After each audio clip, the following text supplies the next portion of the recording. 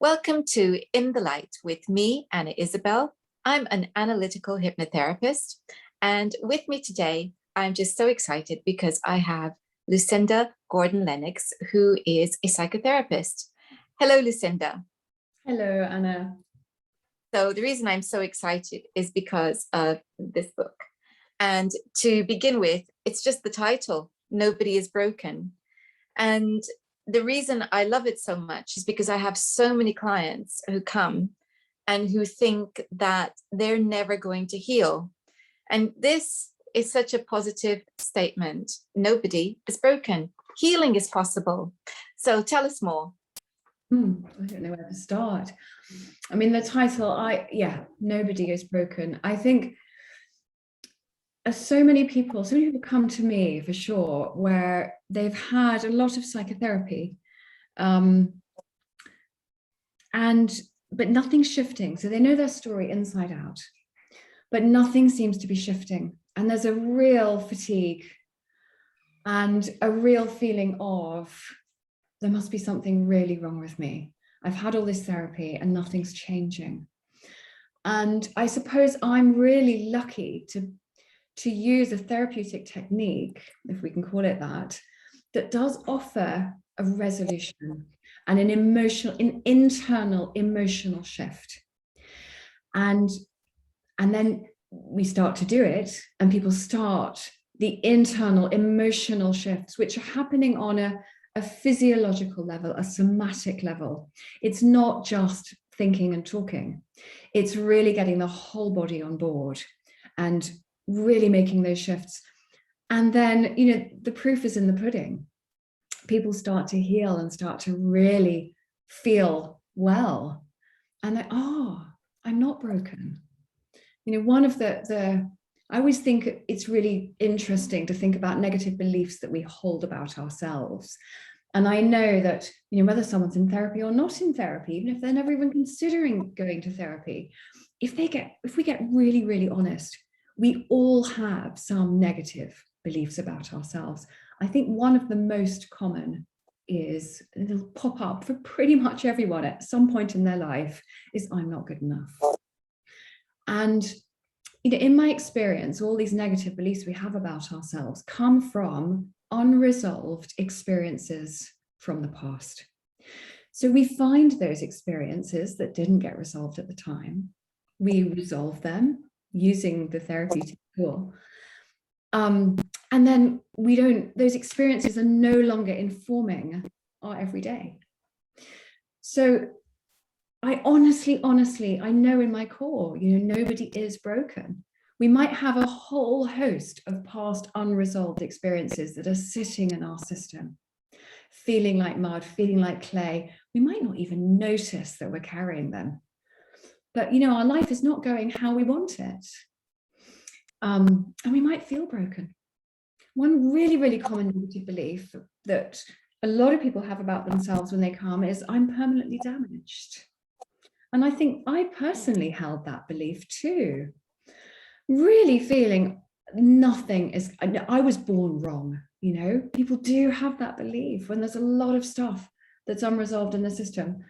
There must be something wrong with me. I'm permanently damaged. And I think I just wanted the title just to get right in there. No, you're not. Things happened, and we need to look at them, and we need to resolve them and get the emotional shifts going. Because then you can believe too, actually, yeah, you're right, nobody's broken. So that really was, behind the title. I just feel it's so important. Indeed. And it's, I guess, a good place to go from there is to consider where it is that these beliefs come from. And, very often it is parental conditioning. And sometimes it's unspoken. It's a feeling of being an inconvenience and not being wanted that goes right back. And I have had clients regress back to the womb and feeling the anxiety that's there around having this child. So it's a very deep, it can be a very deep thing. So one of the things that I really like in your book is that you talk about trauma and you define it. So would you give us a bit of a definition for trauma? Yes. So this is such an important one, because for so long we were led to believe, or we did believe, through no fault of our own, that trauma was just a bad thing that might have happened. And a lot of people thought, oh, you need to be a war veteran to have trauma, and being in a war is trauma, or being sexually abused is trauma. There were some well-known ones, witnessing a terrorist attack. But what we know now is that actually trauma is the effect that our body, that something has on our system. So if you like, it's not the event itself. That might be a traumatic event, but I always look at the trauma itself, because I'm always looking with the eyes of how can we heal this. So I see trauma as the imprint that a past event or experience, or as you mentioned earlier, a lack of something that we might have needed. And it's the imprint that is left on us as a result of that. And I see that as the trauma, because it's the imprint that something had on us that we want to resolve, much more than what actually happened. Obviously, the what happened contributed to the imprint, and we need to look at it, but it's the imprint itself that I call trauma, because then we know that's what we're looking at. It's just listening to you, it made me think about bruises. So, you bump into a piece of furniture and you get a bruise, and you forget that it happened and you dismiss it because it's just a bruise. But then the next day you look at your leg and you think, what happened there? Because you've forgotten, because it seemed like a minor incident, but your body has other ideas. Your body has, okay, this isn't hemorrhaging. It's not, the skin's not broken, but clearly some blood vessels were affected there. And that's what's created this bruise. And now it's massive. And you're thinking, oh, it'll go away. Hopefully it will, because it's just the bruise. So hopefully it will, and nothing more will come of it. And I think that's the difference, that we think, and then some people bruise easily and some people don't. And so it's these minor incidents which we might dismiss and others dismiss. Yes. And, it's really interesting. Sometimes when I'm talking, giving a talk or something, I will very often at the beginning be told, please don't mention the word trauma. It's like people are frightened of the word, or, I think, the rest of the title of my book is We All Have Some Trauma, and trauma can be healed. Because again, it's back to that thing of, oh, well, I wasn't in a war zone, I haven't been in a terrorist attack, how can I have trauma? And it's, like the bruising. And I think there's another word that we could refer to. We could call some of these experiences that were more like the bruising rather than the hemorrhaging, and we could refer to them as suboptimal experiences. And I think a lot of people might be more comfortable with that term, suboptimal experiences in childhood. So, a bit frightened of the word trauma. And so we could call them those anyway, because we're all going to have had some suboptimal experiences. We just are. We live in a very fast-paced modern world that really goes against our humanness very often. We're fighting our humanness. We're in schools when we're very, very young. The pressure in schools is not very human. The education system is very, very tiny, with a huge range of different types of brains in the system. So many suboptimal experiences happen at school, for example. And then in the home, in this fast-paced world, are we really given enough of what we need in the home environment? It's very, very hard to be given enough of what we need. And we are very often we're not going to be able to resolve these suboptimal experiences in our childhoods. I mean, I call them all trauma, because the imprint that they have on our body, whether it's a big imprint or a small imprint, it still is going to negatively impact how we live our adult life or our child life, And also, you know, I call it trauma because the effect on the brain and the body is exactly the same, whether we witness a terrorist attack or whether we have a mother who was quite cut off emotionally from herself and therefore couldn't connect with us. The imprint in our system is going to be just the same. And that's the work we need to be doing, the work on the imprint in our system. And that's because at a subconscious level, we're not making quantitative decisions about whether an incident is more worthy of pain than another. Our subconscious just goes, ouch, when we're children, because we haven't got the ability as children to put things into perspective. We're not that great at it as adults a lot of the time. But certainly as children, we don't have that. It's a bit like, you know, and many people will have memories of being told, you know, when they're children and they don't want to eat. There are people starving in Africa. And somehow that's going to make your appetite improve immediately, or indeed make what's in front of you appear more appetizing. When you're a child, that doesn't cut any ice because you haven't got the ability to put that kind of perspective on incidents.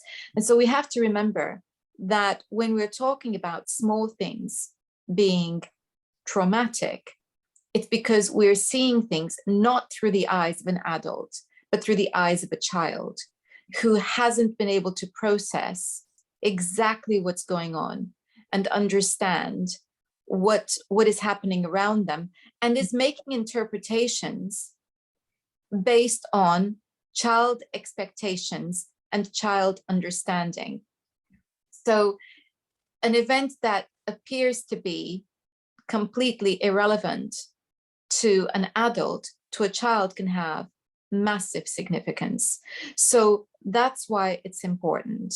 And it makes me laugh that people don't want to use the word trauma, because seriously, what else are we going to use? And how are we even going to begin to get honest and start talking if we start quibbling about the words that actually hold the meaning? I completely agree. I do. Yeah. So now the next thing I wanted to talk to you about, because I think this is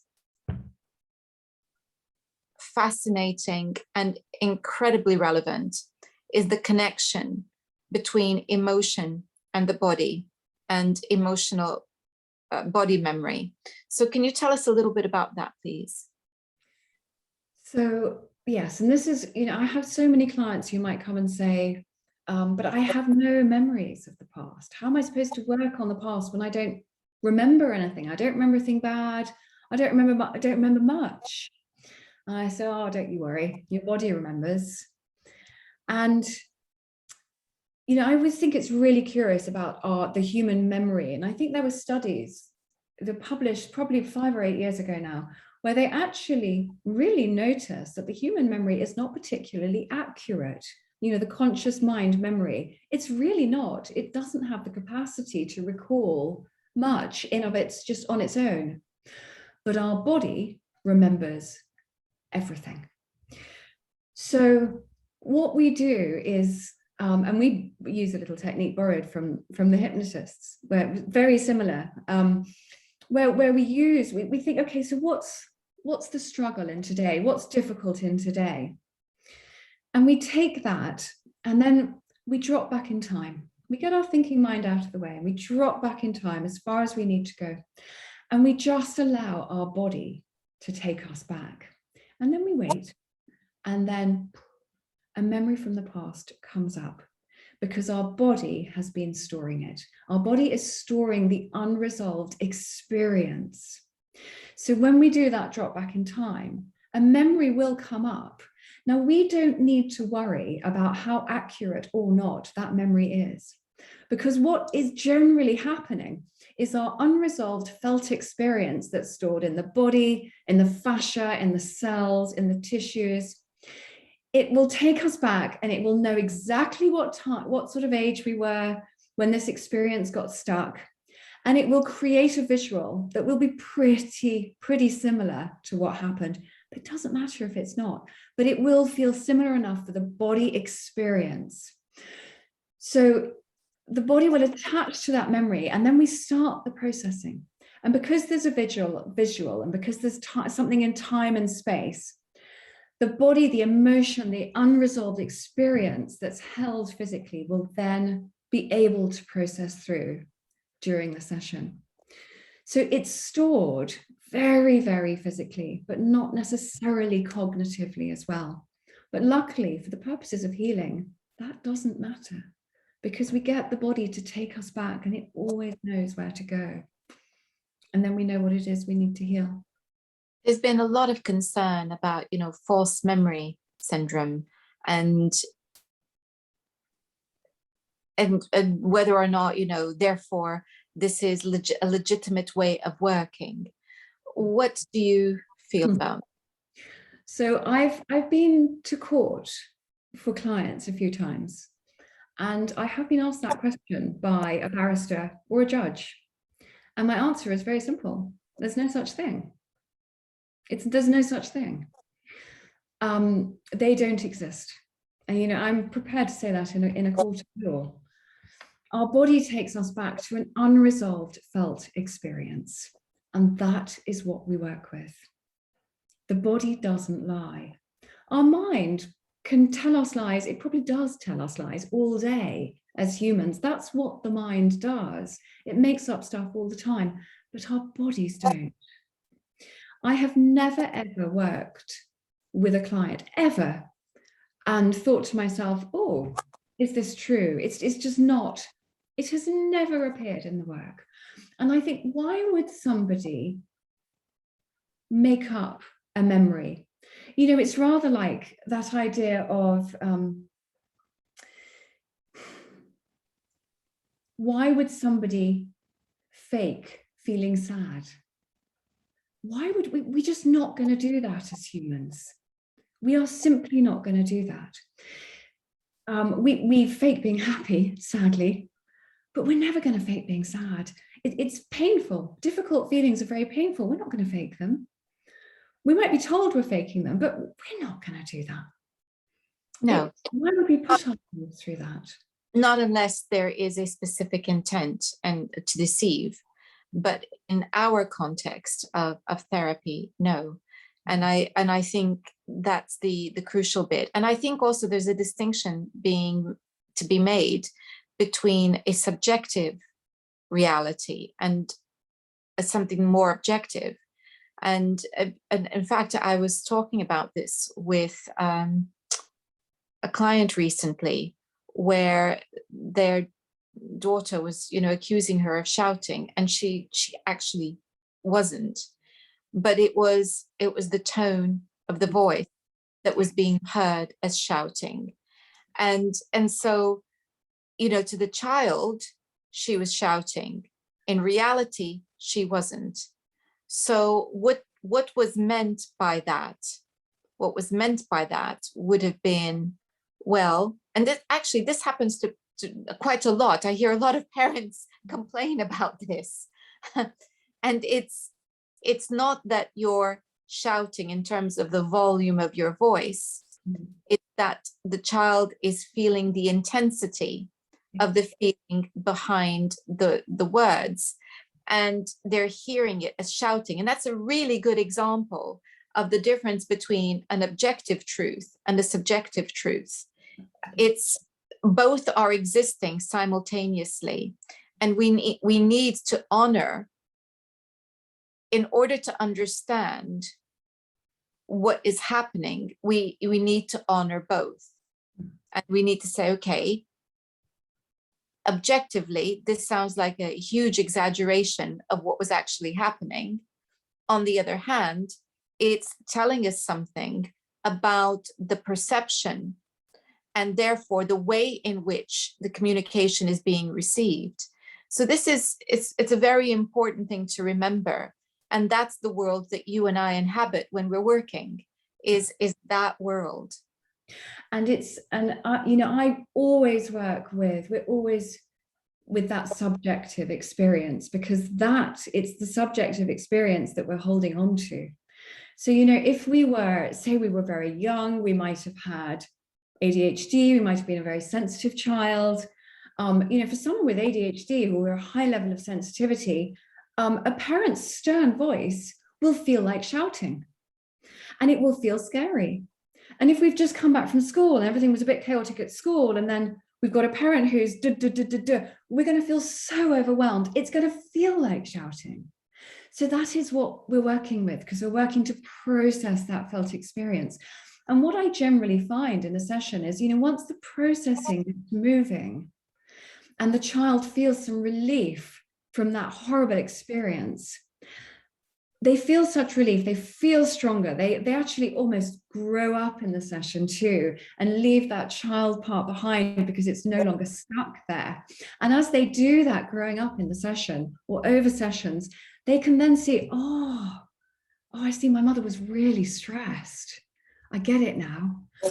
But I think it's very, very important not to rely on that experience from the get-go, because it almost double denies that felt experience of the child again. And we have to acknowledge that and really allow that to be expressed, because then it can be fully processed. But I always find if we bring the objective experience in too often, it can be slightly shaming or reinforcing of the difficult experience. It's the timing.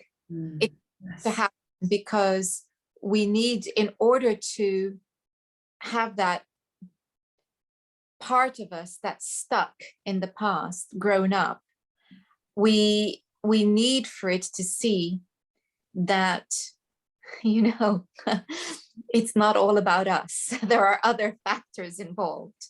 But what we then don't want to do is to say, well, wasn't I the naughty child? Because that's what we were told in the first place. Now we're agreeing, and that's not okay. It's about learning to honor, again, both sides of the equation equally. Yep, mother was stressed. Yes, that's true. But it's also true that you weren't very happy. Yeah.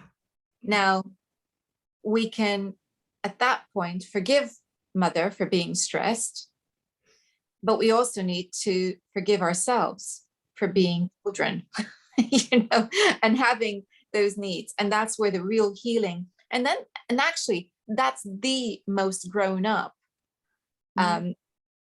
point to be at too, is to understand that, do you know what? There's no judgment here on either side. It's to grow beyond judgment, because when you grow beyond judgment, then there isn't any shame, which is another great chapter in your book, the chapter on shame, which I've always felt shame and guilt to be the two most corrosive emotions going. They really are, aren't they? And I was thinking as well of the part, there's a bit in chapter 10 where we're talking about, and this is sort of what we're alluding to with the subjective and the objective viewpoints. And that's, the victim energy that we carry as a trauma survivor. And of course we carry a victim energy. We were a victim. But I think, part of the work, and again, it's all about timing, it's not to be rushed, but we want to get to a place where we no longer carry that victim energy.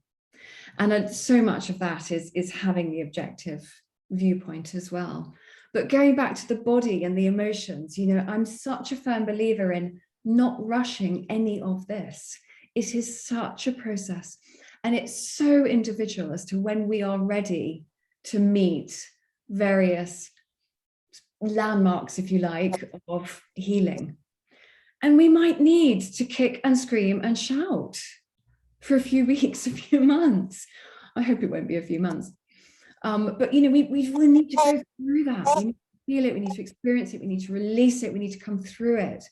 But I think it's lovely as well, just having in mind, My endpoint is going to be, I am going to be free of this victim feeling. I am going to be free of this feeling of shame. I am going to be free of all of this, but really honoring the process as well. I mean, Anna, you and I are so fortunate. We both use these transformative therapeutic tools in our work. So we do get to really move the work along as to be as efficient as the client is ready for, which is such a blessing. Anger, you talked about anger, and there are so many people who get stuck in anger. So they get beyond the, how can I put this? They get to the point where they're acknowledging that they're hurt and that there was an injustice committed. And then they're stuck in outrage and indignation. And it's so important that we move beyond that. You know, it depends, because some of my clients, just to get there is fantastic. And I'm absolutely thrilled that they're so angry. And that's great, but we can't stay there either. And it's a tricky one, because sometimes anger is a mask to avoid feeling guilty, to avoid feeling shame as well. So we always have to gauge carefully what this anger is. Is it truly righteous indignation? Or is it, if I can be angry with you, I don't have to be angry with myself? And that's another tricky water to navigate. Absolutely. But again, you know, if we go back to the body and emotions, you know, anger is, well, when we're stuck in anger, it's so heavy. It's so dense in our system. It's so much to carry. And you know, using the body, and again, just, you know, dropping back in time, and just being able to release that anger, hopefully from a past target. And as you say, being really cautious what might be underneath. Sometimes it's deep grief underneath too. And just, you know, we have a sense, I just don't want to experience that deep feeling of grief. I'd much rather stay angry. And just, you know, just noticing that, and just slowly processing it, releasing it. You know, I always think, you know, when we've done a lot of that and people are still holding on to the anger, and I know that I personally have been guilty of this too, there's also that lovely thing of, you know, we're angry with someone else, but it's almost like, you know, we've drunk the poison and we're waiting for them to die. You know, they don't know that we're angry. I mean, you know, we're only hurting ourselves ultimately. So, you know, as you say, when some people get to that place of anger, it's phenomenal, especially if they spent a lot of their childhood in a very submissive, flop state because they really couldn't do anything and they just gave up. So to get in touch with that anger, I'm like, great, we've got some power coming through. This is fantastic. But then it's like, you know, how can we process through this? Is there anything back in time we need to do to really get this anger out? I mean, I've had clients machete their entire families in the session before, you know, really, really unleashing that anger and then feeling so much better in today. And then just noticing, you know, am I holding on to it? Why am I holding on to it?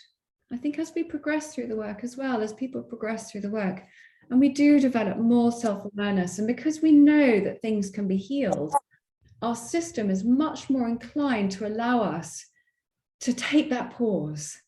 Why am I feeling like this? Why can't I let this go? Why am I holding on to it so tight? And we can start to ask ourselves, you know, a bit more. We have more self-awareness on a very visceral level, a very deep level, not just the cognitive level, but we know our system a bit better. Yeah, anger, it's a good one. It is. And you were talking about grief. I'm very happy when we finally get to grief, which is at the heart of it all most often, is this sense of grief for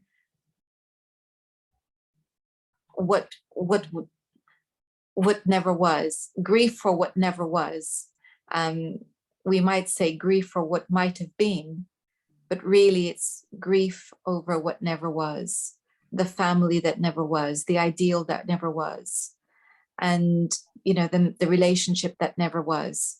It's the dreams that are broken, the ideals that are broken, and when we get to that point, we're on the home stretch, I think.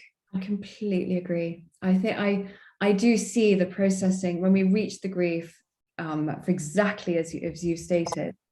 I think, oh yes, this is the home stretch, and grief can feel, if we have a lot of unprocessed grief from the past, and we've had a lot of losses in our life as well, we can be quite frightened of the grief, because the losses that we've had in our adult life might have triggered a bit of our unresolved grief from the past, and we've just shut it down because it's felt like too much.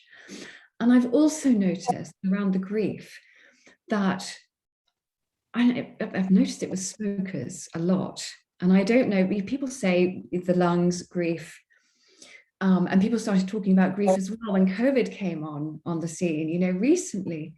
And I've definitely noticed with people who have stopped smoking, that is very often when a lot of the grief is finally allowed to emerge.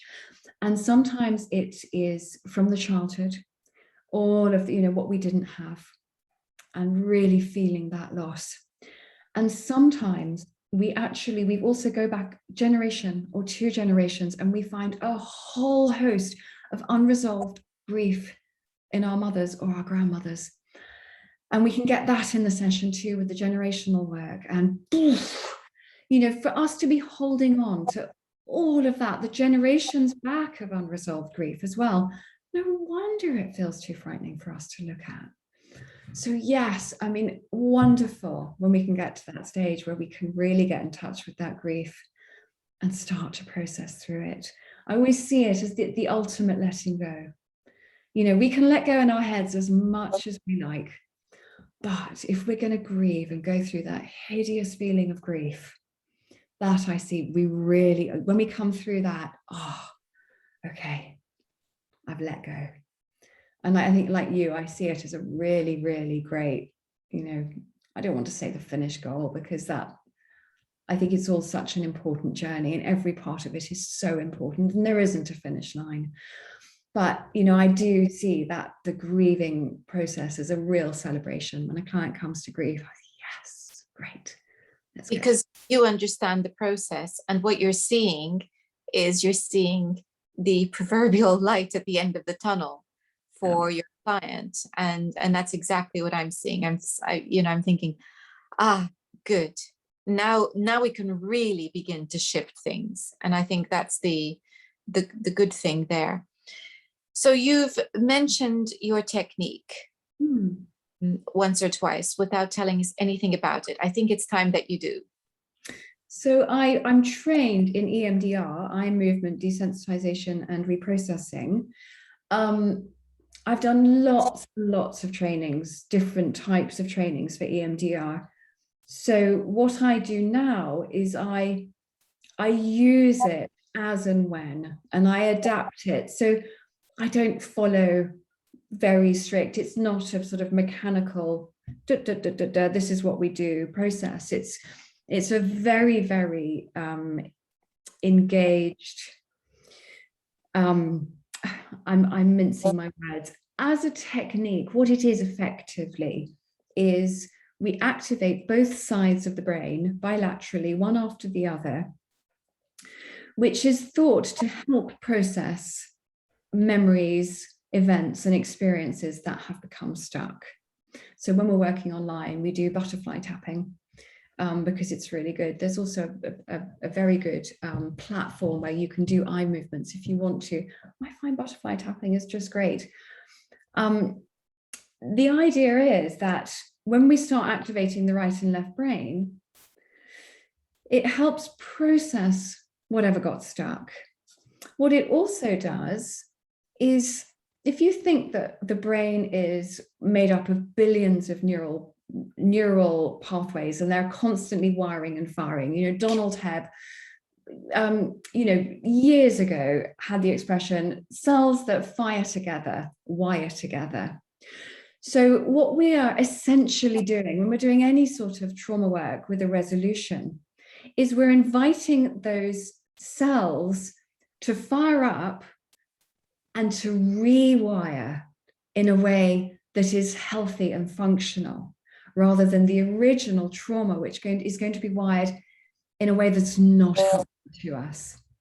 So the idea is that when we activate both sides of the brain, we can use the metaphor for the left and right side of the brain, if you like. Left brain is the thinking brain, right brain is the limbic system feeling brain. As we activate both sides of the brain in the traumatic memory, not only are we encouraging neuroplasticity, so we're encouraging those cells to light up and then fire together and rewire in a different way. I think what we're also doing, and I love imagining it like this, if we're thinking of those children, as you were saying at the beginning, who have that felt experience and they can't make sense of it, it's very subjective, they don't have the bird's eye view, because our left brain, if you like, our prefrontal cortex, our rational brain, isn't developed when we're little. It doesn't start doing its own thing until we're about 2.5 years old. And then it's a slow growth to the age of 7, 8, or 9. And then it carries on growing, but it doesn't really continue. It doesn't finish its growth until our very early 20s. So we've got all that time in our childhood without this prefrontal cortex, without that objective viewpoint, where we're just in our right brain a lot of the time with all these emotions firing. And they will fire and wire together depending on our environment and our experience of our environment.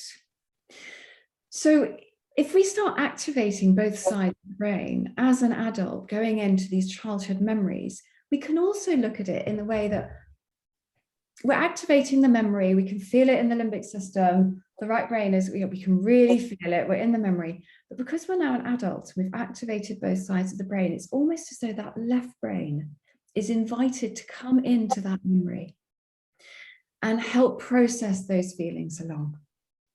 And that's how, I think that's quite a nice way of explaining it.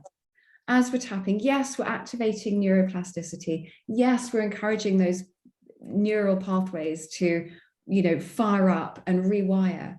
But we're also inviting our now adult left brain into the work, into the scene. We're not doing it consciously, but because we have it as an adult, it happens automatically. And it can just help the processing move through really quite well. So that's sort of EMDR in a nutshell, perhaps, my take on it. Perhaps it might be helpful to have a sense of why tapping and why eye movements would be able to connect with memory.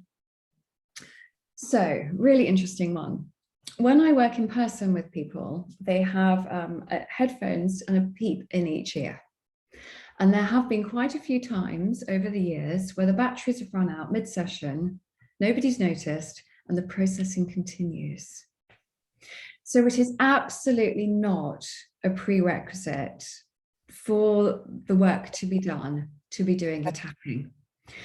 And I think you know this as well, Anna, if we're relaxed enough and we are able to get into the unconscious, we don't need much tapping.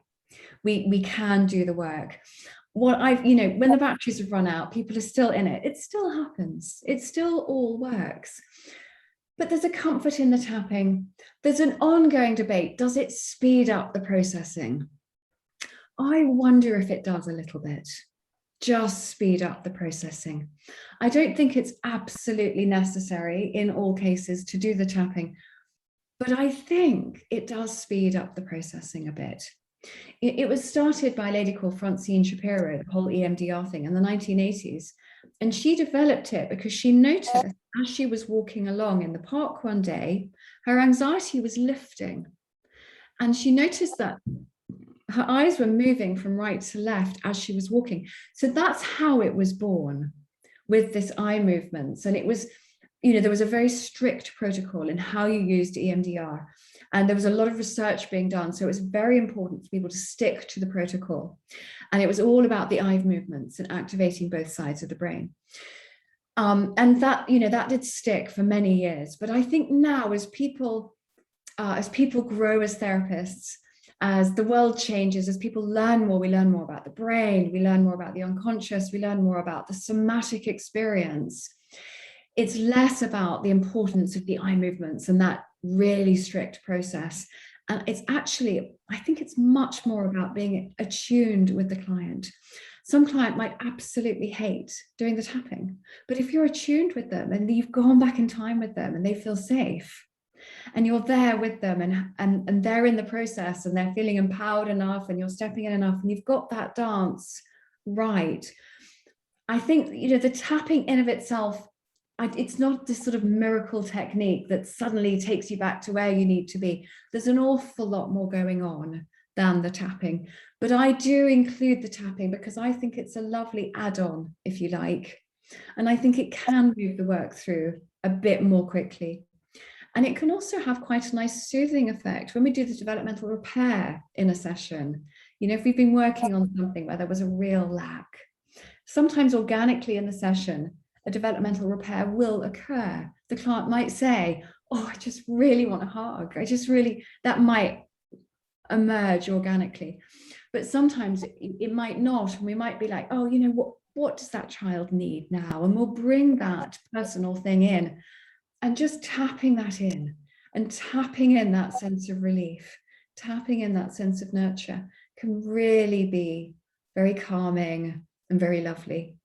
And I think it can be really good for that too. I mean, I use it on my children. If they're a bit stressed or anxious, or they're telling me a story that was a bit difficult, I will just naturally now just start tapping them. I never tell them I'm doing it. Don't make a thing of it. But I just, I think, oh, maybe it'll just help it all process through a bit quicker. And it can also feel quite soothing. But I think, in of itself, on its own, it's not the whole thing at all. It's one little part of a very, very big process. But I think just watching you doing that made me think of two things. Firstly, it's the power of touch itself. Yeah. And to me, just watching that movement, I thought it looked very soothing. That was what and when you think about many of the incidents that will be rising in memory, the person never got reassured about.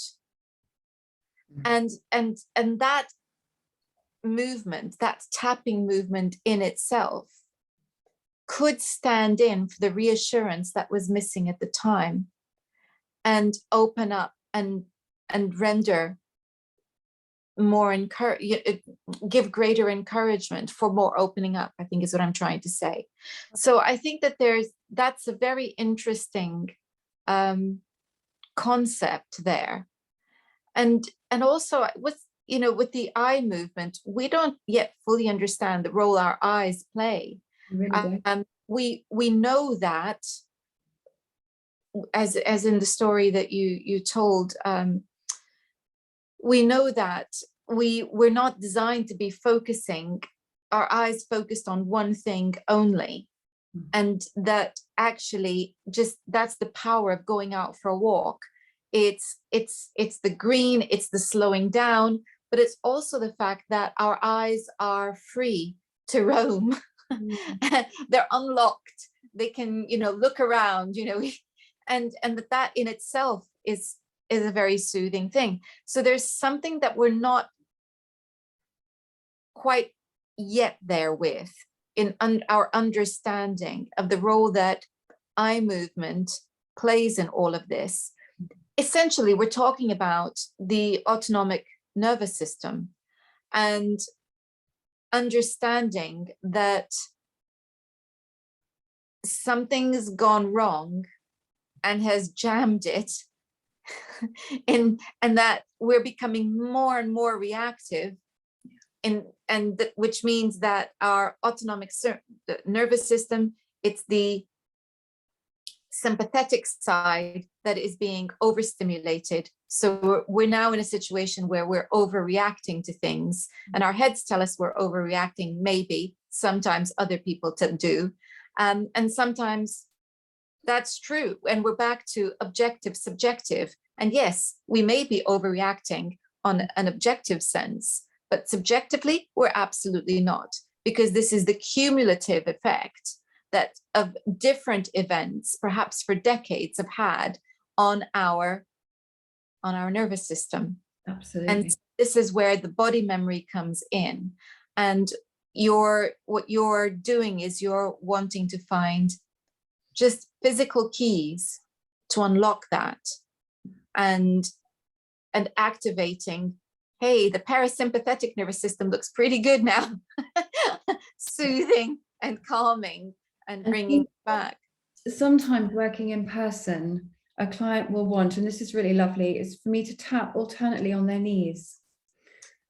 And that's, really, it can be really beautiful. We're back in the memory. And I think for someone to know that there's someone right there who wants to tap on their knees while witnessing this felt experience from the past is very soothing. And that's what we're talking about for the central nervous system, aren't we? It's desperate need of soothing. And I think that's really helpful too. Yes, we're going through the experience, but we are being witnessed and touched by someone, number one, who gets it, and number two, who cares enough to want to help us through this. And I think the physical touch for that, it can add another dimension. Of course, there are some people who simply don't want to be touched, and it's very, very individual. But I think if you do, and there's something about being seen, and yeah, I've got you. Yeah, I'm tapping your knees as you go back, and we're going to process this. We're going to get through it. It can be really powerful.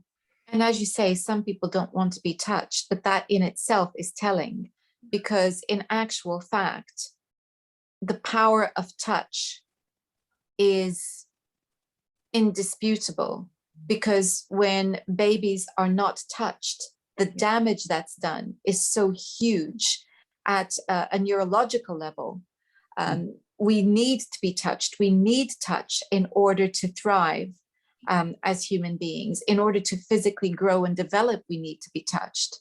So to think of touch as being part of the healing process is also very powerful. And we all know, that the power of holding someone's hand when they're in distress or when they're dying even. It's a very common thing that if you can do nothing else, to be able to hold someone's hand is very meaningful. So the introduction of touch into therapy, I think, is a very powerful idea. And what wonderful work you are doing. Thank you so much. And it's just wonderful to be able to speak with you today. Oh, thank you for having me. So the book, once again, that we have been talking about is called Nobody is Broken. And my guest today is Lucinda Gordon Lennox. And thank you, Lucinda, for joining us. My pleasure. Thank you for having me. And thank you all for watching. Do remember to please subscribe and like the interview. Also, if you want to make any comments, you're welcome to do so. I do read all of them and I do reply. So if you have any questions, if you want to make any comments, that's absolutely wonderful. Next week, we're going to be looking at sacred sound and the connections to healing. Until then, goodbye.